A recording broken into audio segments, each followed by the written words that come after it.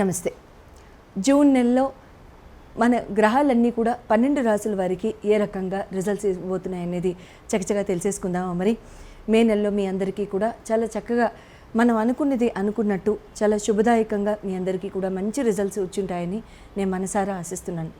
ఒకవేళ కనుక ఎటువంటి చేంజెస్ కనుక మీరు అంటే చెప్పినట్టు చేంజెస్ కనుక మీరు చేసుకున్నట్లయితే ఖచ్చితంగా శుభ పరిణామాలు అనేవి వస్తూ ఉంటాయి. చూడండి, ఈ గ్రహచార రీత్యా మనం చెప్పుకునే మార్పులు కానివ్వండి, ఏదైనా సరే 1% of the population will always fall into 1 రాశి.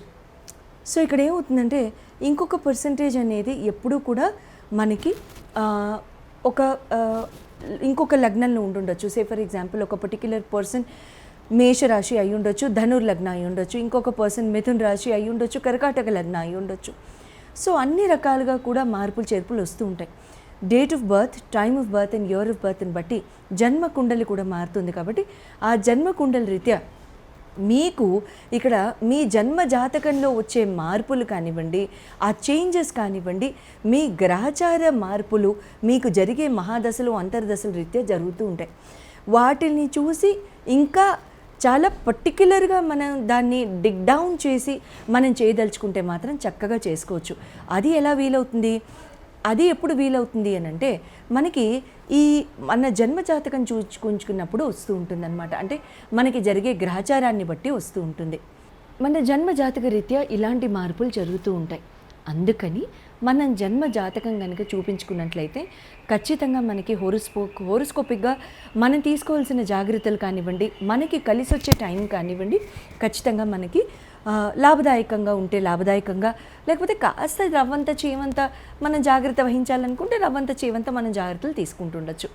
అయితే జూన్ నెలలో మనకి గ్రహచార రీత్యా ఏ రకంగా గ్రహాలన్నీ మారుతున్నాయని కనుక మనం చెప్పుకున్నట్లయితే రవి భగవానుడు ప్రతి నెల కూడా మన రవి సంక్రాంతి జరుగుతుంటుంది. కాబట్టి మిథున సంక్రాంతి జూన్ 15, తర్వాత మిథున సంక్రాంతి ఆయన జూన్ 15న ఆయన వృషభ రాశికి రావడం జరుగుతుంది. వృషభ రాశికి ఆయన రావడంతో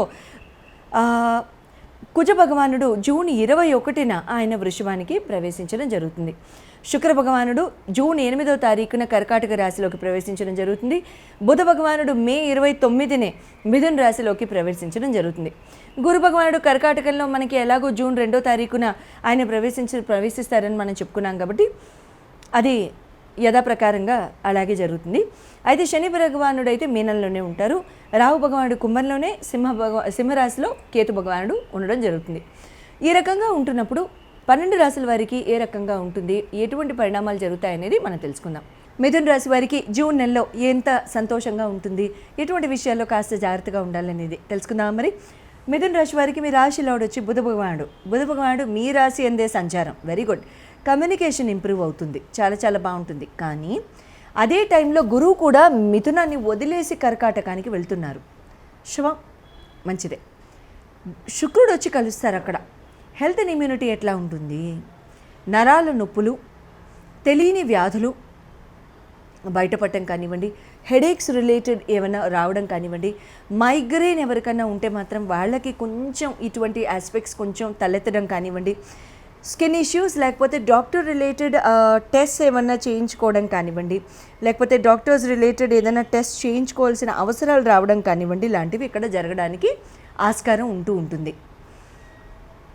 టెస్ట్ ఏమైనా చేయించుకోవాలంటే మాత్రం వెనక స్టెప్ వేయొద్దు, ఖచ్చితంగా వెళ్ళి చేయించుకోండి. ఎందుకంటే శుభంగానే ఉంటుంది, ఇబ్బంది ఏం లేదు. ఏదైనా ఉంది అని మనకి తెలిస్తే దాని తర్వాత నెక్స్ట్ ట్రీట్మెంటే కదా, సో ప్రాబ్లం లేదు. ఎడ్యుకేషన్ అండ్ లవ్ పరంగా కనుక చూసుకున్నట్లయితే మీకు పంచమాధిపతి శుక్రుడు అవుతారు. శుక్రుడు మీకు ద్వితీయ స్థానంలో గురువుతో కలిసి ఉండి అష్టమంలో కూడా చూపుతో లవ్ అఫైర్స్ విషయాల్లో కొంచెం బ్రేకప్లు అవ్వడం ఇటువంటివి జరుగుతూ ఉంటాయి. కుటుంబ కలహాలు, భార్యాభర్తల మధ్యలో కలహాలు ఇటువంటివి జరుగుతూ ఉంటాయి. లవ్ అండ్ ఎఫెక్షన్ లోపించడం లాంటివి జరుగుతూ ఉంటుంది. ఎడబాటు ఎక్కువగా పెరుగుతూ ఉంటుంది ఈ టైంలో.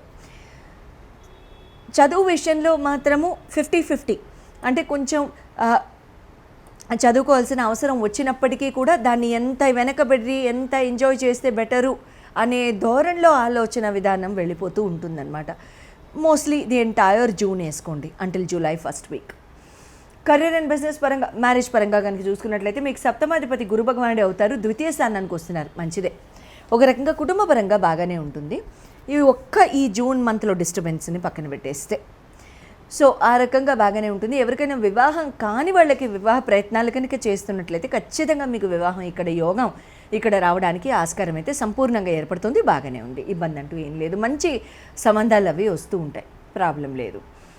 కర్కాటంలో గురువు కాబట్టి బాగానే ఉంటుంది, ఇబ్బంది అంటూ ఏం లేదు. కెరీర్ అండ్ బిజినెస్ పరంగా కనుక చూసుకున్నట్లయితే నవమ దశమాధిపతులు మీకు శని గురువులు అవుతారు. శని భగవానుడు మీకు అక్కడే ఉన్నారు కాబట్టి దశమ వ్యయ స్థానాలు, సప్తమ స్థానాలు చూస్తున్నారు. గురు భగవానుడు ద్వితీయ, షష్టమ, అష్టమ స్థానాలు చూస్తున్నారు. ఒకటి కాంట్రడిక్టరీ కాంబినేషన్. ఇక్కడ ఎలా ఉంటుంది అని అంటే కనుక శని ఇచ్చే రిజల్ట్ని గురు వెనక్కి లాగేస్తారు.